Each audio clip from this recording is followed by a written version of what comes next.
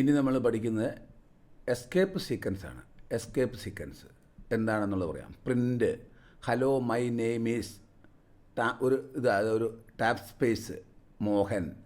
അപ്പം ഇങ്ങനെ നമ്മൾ എഴുതി കഴിഞ്ഞാൽ / ഇട്ടിട്ട് ടി എഴുതിയ ഒരു സ്പേസ് ഇടാനാണ് പറയുക. അപ്പോൾ പ്രിൻ്റ് ചെയ്യുമ്പോൾ ഇതുണ്ട്, ഇവിടെ ഒരു സ്പേസ് വന്നു, ഇവിടെ ഒരു സ്പേസ് വന്നു, ഇവിടെ ഒരു സ്പേസ് വന്നു.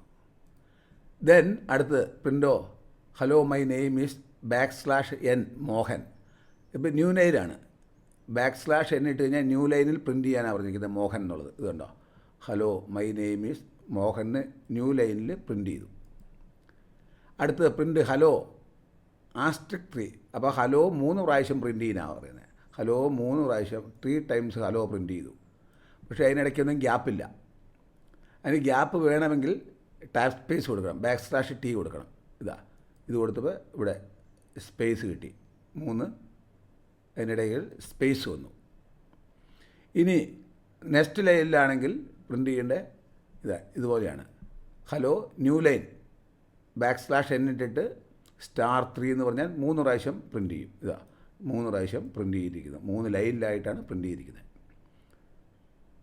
ദെൻ ഇത് ഹലോ മോഹൻ ഡബിൾ കോട്ടിലാണെങ്കിൽ ഈ /നുള്ളിൽ മോഹൻ എഴുതുക, എന്നിട്ട് ഹലോ എന്ന് എഴുതി കഴിഞ്ഞിട്ട് ഡബിൾ കോട്ട് ഇട്ട് കഴിഞ്ഞാൽ ഡബിൾ കോട്ടിൽ വരും മോഹൻ എന്നുള്ളത്.